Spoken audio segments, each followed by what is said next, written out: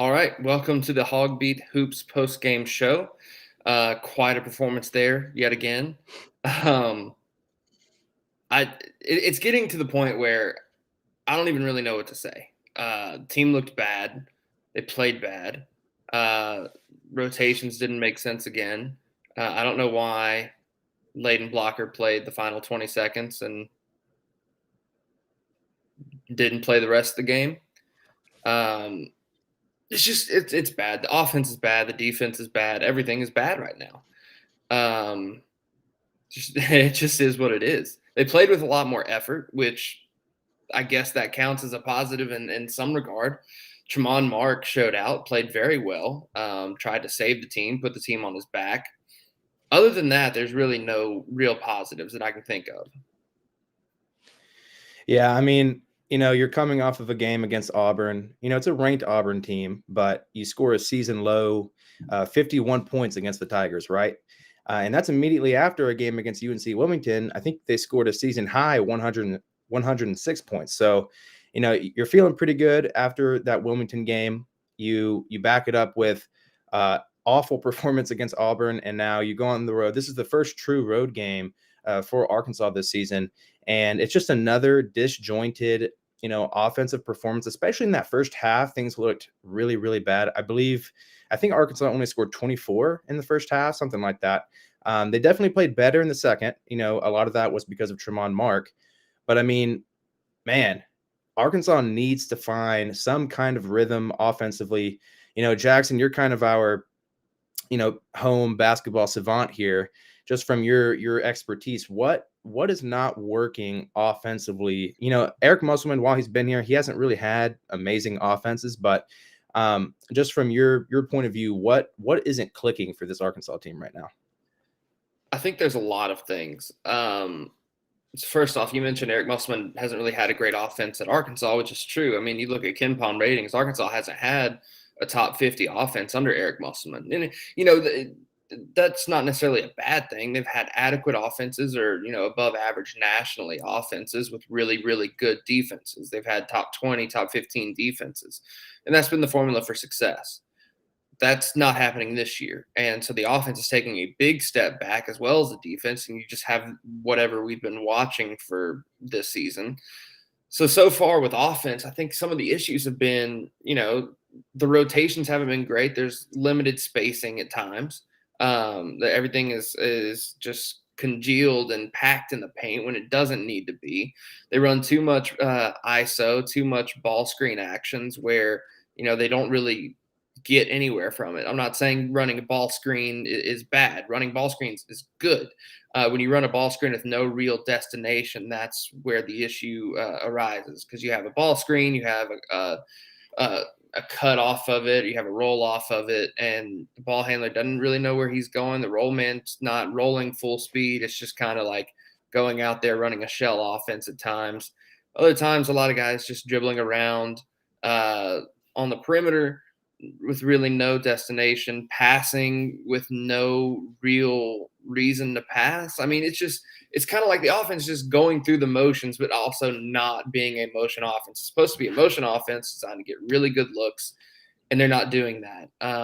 It's almost like offense is a walkthrough at times when they're trying to run a motion, and then when that's not working, they just give it to somebody and say, go ISO, go get a bucket. And that's just not an efficient way to score. And we saw that tonight. Yeah. So, I mean, we're kind of at the point of the year where, and, it's Eric Musselman, right? He's a great head coach. He can definitely get things fixed, but you're kind of at the point where you're looking at this Arkansas team, and it's not so much about, can this team get things fixed and have the year that everybody thought they would in the preseason? Now it's kind of, are they going to be able to get things fixed just to make the postseason, right? Just to make the NCAA tournament. We're kind of approaching that point. Maybe we've already approached it. So, Jackson, I want you to pretend that you are, for a day, head coach Eric Musselman. You're inserted into his role. What do you do to fix this offense to get this team back on the right track?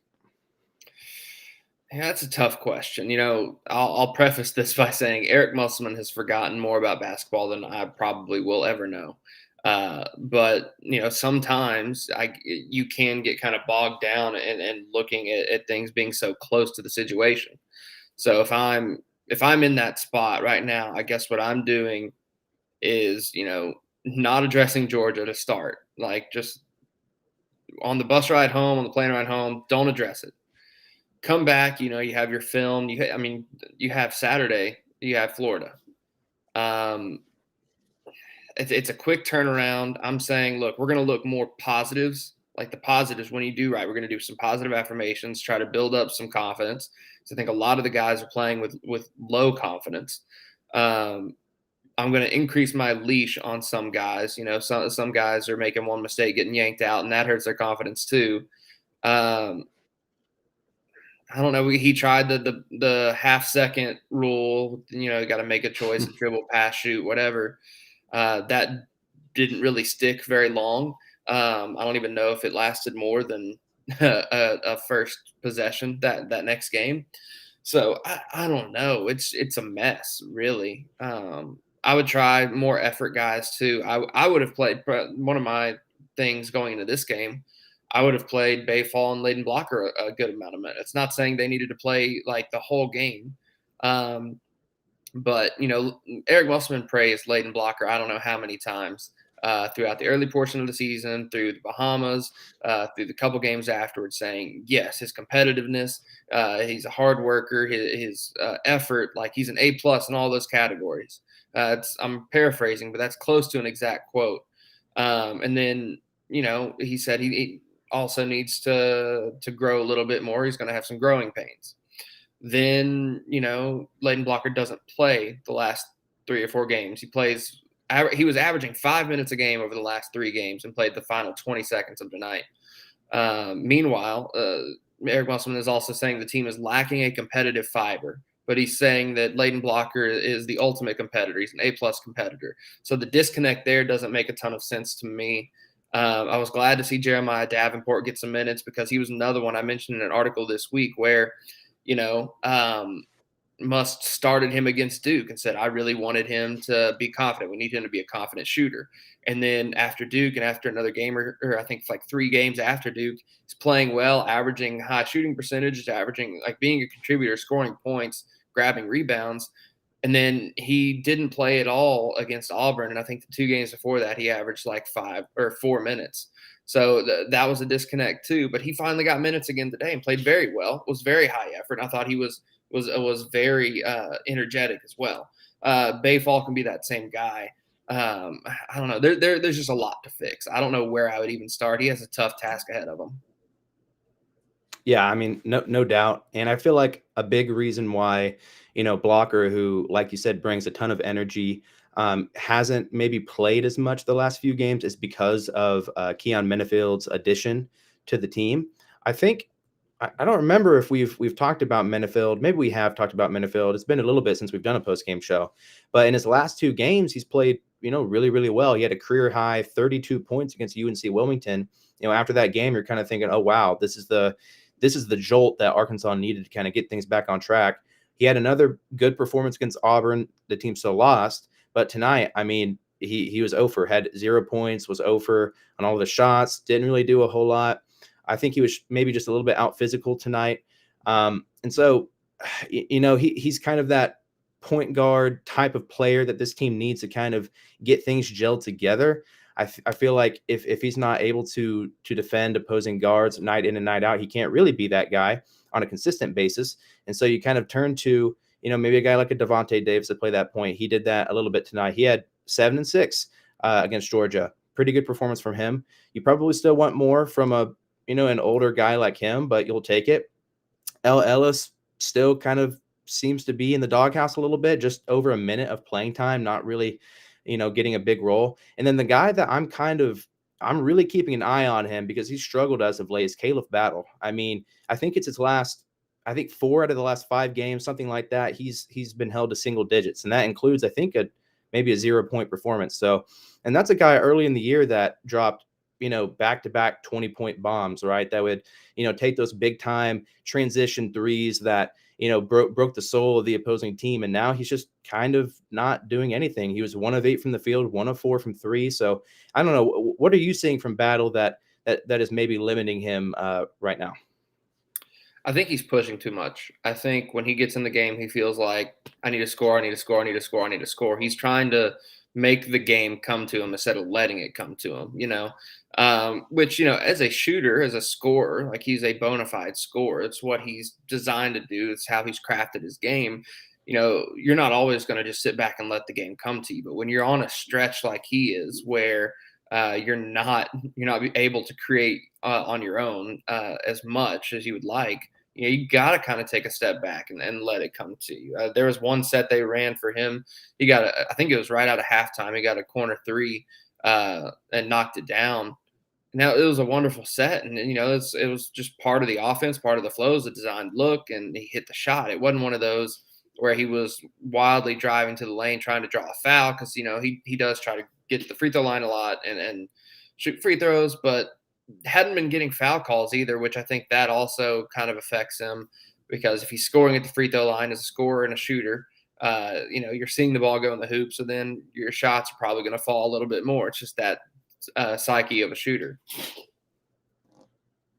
Yeah, you really need Caleb Battle to step up as we kind of get deeper into conference play. I don't think this team, we saw tonight, the offense just isn't doing anything at a consistent rate right now. He would add that scoring punch. Tremont Mark had a huge night tonight, 24 points. We know that he can take over games. We saw it against North Carolina. Arkansas still lost that game, and he got hurt at the end. But he was 4 of 8. He was 7 of 14 from the field today. He shot 14 shots and was 50% on the night. That's huge. He was over from 3. I feel like some of those shots weren't exactly the greatest shot selection, but was 10 of 10 from the free throw line. He is, whenever he kind of gets it in his mind that he wants to get to the rim and finish, he's really good at doing that. Has 7 rebounds, which I think is big for him, and was just overall dominant. But still, it wasn't enough, right? He was -7 plus minus, on the team. That's not very good. Kind of transitioning away from the offense, defensively, I feel like Arkansas played, fairly well tonight. Georgia only had 76 points. It was a home game for Georgia. I don't feel like defense necessarily lost them this game. I know in previous games, the Hogs have had really awful transition defense, have allowed guards to just blow by them, every single time. I feel like particularly tonight, Arkansas did a good job for the most part against Jabri Abdur-Rahim. I probably butchered that name. They're Georgia's 3-point specialist. He was 1 of 6 from 3 tonight. So, just kind of moving away from all the negativity. How do you feel right now about Arkansas's defense? Unchanged, I guess. I still don't think Arkansas played that great of a defensive game. I thought that there was better effort, especially on the glass and, in stretches playing good defense, but it wasn't consistent enough for me to say, oh yeah, the defense is fixed or it's on the right track. On top of that, I don't know, man. It's just they're not. It's the same issues. They're not playing their screens correctly. The effort's still there. I'm just not sold on the defense, just to be honest. Georgia's not that great of an offensive team.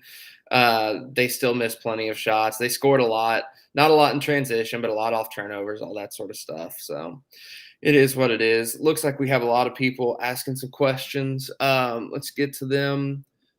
Oh, let's see. Jamison McFadden, thoughts on Devo's overall game? Statistically, it wasn't bad. 7 points, or what was it? Yeah, 7 points, 6 rebounds, but I didn't feel like he was that much of a difference maker tonight. He was just kind of there. Didn't really contribute much throughout most of the game, offensively or defensively, until late offensively, I guess. But he was just kind of out there. I feel like for most of it, he was playing hard, but I don't think he was that much of a difference maker. Yeah, I mean, I would agree. I kind of said it earlier, I touched on it. You want more out of Devo, who's an older player, has been in, Musselman's system now for, a few years. He's a guy that took over against Kansas in the Sweet 16. You need more from him. And 7-6 isn't bad. You're gonna take that. He's definitely had worse games, but you need more. I do want to quickly just say real quick, a quick shout out to today's sponsor, Bet Saracen. You can see their logo in the top right. If you guys want to place any bets related to Arkansas athletics, any sport, or just, NFL playoffs are coming up, NBA is going on right now. If you guys want to place any bets, Bet Saracen is the place to do it. They are our sponsor today. Huge shout out to them. Again, if you have any bets to place, they're the place to do it. So, Jackson, I think I might have to hop off the stream a little bit early today. I do want to say shout out to all of the viewers listening today. We really, really appreciate you guys. If you have any questions, be sure to drop them down below, whether you're watching on Twitter, Facebook, YouTube, whatever platform you're watching on, leave them down below. I know Jackson, he's the basketball savant. He will be able to answer those questions far better than I ever could. With that, Jackson, I think I'm going to leave you here. Am I good to Yeah, go? I'll stay on and answer some questions and all that sort of stuff. You have a good rest of your night. All right. Thank you. All right, let's see. Who has some questions. Let's go up. Uncle Truth way up at the top. I need to know, do these guys hate losing as much as I do? I would hope so. Sometimes it might not seem like that just by the effort you see on the court, but I would hope so. I'd imagine so. Um, Maybe that's me being jaded, but as a former player, I always hated losing, so I'd imagine they would too, but who knows? Eli Blackman. I say next starting lineup should be Fall, Blocker, Davenport, Mark, and +1 maybe Minifield. It might not be our most talented players, but they all seem to play very hard and try not to be a superstar. I'm not even going to disagree with that. I think I don't know if you can start Fall. I'm all for giving him more minutes. Absolutely. I think he's a really good effort player. He was a McDonald's All-American for a reason. He has plenty of talent. Um, he's still a little raw. That's my only thing for not playing him. But I mean, if he's playing with so much effort, why not give him a shot? Love the addition of Blocker. I thought Davenport was fantastic tonight. I love how he played with energy. He's a good floor spacer, can shoot the ball. Played good defense tonight too. Mark, obviously, no brainer. Yeah, that last spot would be tough. You're already running Blocker, Davenport, Mark. Probably go Minifield. I like the idea of having Minifield and Blocker running point together. Um, yeah, I would agree with most of that. Let's see. Any other questions? Boom, boom, boom. Thoughts on Fall coming in more instead of Mitchell? Okay, so this might be an unpopular opinion. I know a lot of people were very frustrated with Mekhi Mitchell tonight. I actually thought Mekhi Mitchell played very well tonight. People aren't going to want to hear that. That's fine. Uh, we can look at advanced analytics, standard statistics, all that sort of stuff. He did play pretty well tonight. Rebounded well, played with a lot of effort, boxed out, even scored some, had assists, steals, blocks. I thought he played very well. I think if Fall's going to grab minutes, it's going to be for Chandler Lawson.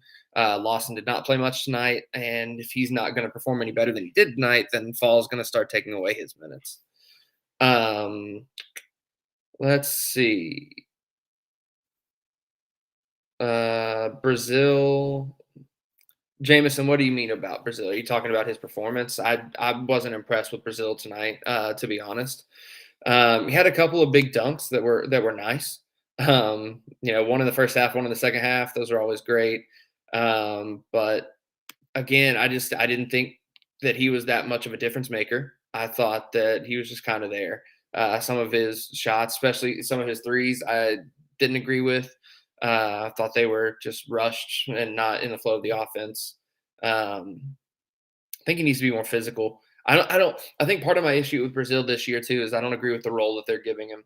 I think Brazil needs to be more of the true hybrid forward in college, instead of trying to make him an NBA player. Because Musselman has talked about, oh, we're trying to make him into this combo wing forward because that's what he projects at the NBA. Completely agree. That's what he projects at the NBA. That's what he needs to develop his skill set into. but he's not in the NBA yet, and I don't know if his skill set for that position is fully developed. I think he would best fit and best help this team as the hybrid forward role where he's slashing, popping out, running the pick and roll, the pick and pop, and all that sort of stuff. Uncle Truth, what is your prediction on the Hogs end of season? NIT. I don't think this is an NCAA tournament team at this point. Final record, maybe 16-15 or 17-14. Florida is a quadrant one opportunity, Andrew. Yes, it is. So, they could win Saturday and be back in the NCAA tournament picture ish. The whole thing was you could afford to lose Auburn, but you couldn't get blown out against Auburn. Then you had to go 1-1 at least this week, but they started off 0-1. So you can theoretically go and beat Florida, although I think that's highly unlikely because I think Florida is much better than Georgia is. But, crazier things have happened. Blake says, I know Joe P defense isn't the best, but dude shows effort and can shoot. Need him more. Especially in a game like tonight where they shot 14% from the three-point line tonight. They weren't getting any shot. They were open looks too. They just weren't hitting any shots. They put Davenport in, and he started making some. His foot was on the line for one of them. But I think if you're looking to help space the floor, and they add Davenport in there, and you're struggling with everybody else, I don't see why he shouldn't get at least a run. He never even saw the floor. But it is what it is. I guess at this point, I think I am very perplexed by the lack of latent blocker, though. That's one thing I'm very perplexed on. But if that's it, guys, I guess I'm going to hop off here unless y'all have a couple more questions. But appreciate you. Yeah, I would agree, Jameson. I think Davenport is better than Pinion. I was just saying I think that Pinion should get some run, especially if they're looking for shooting. They shot 14% from three tonight. NIL situation for Arkansas basketball. I don't know like a ton of specific numbers or anything like that. Everybody I've talked to, whether that's coaches at different programs, whether that's, different recruits, like not recruits themselves, but, their teams. And this is not current players or current prospects, but in the past. So they're not related to Arkansas like right now. It's a very good situation. And some national analysts have also indicated that Arkansas is a very good basketball NIL situation. Probably, I would say, top 15, top 20 in the country. Let's see. Blocker needs more minutes. Absolutely agree. Andrew says, how many conference wins do you think it will take to make the NCAA tournament? I think bare minimum 9. But that's still dicey. That'll put them right on the bubble. They need 10 to feel safe. And you get into like, who are the wins against and all that sort of stuff. Just gets difficult trying to weed through all that sometimes. All right. I guess that's it. Thanks, guys. We'll be doing this again Saturday after Florida. So tune in then. Thanks so much.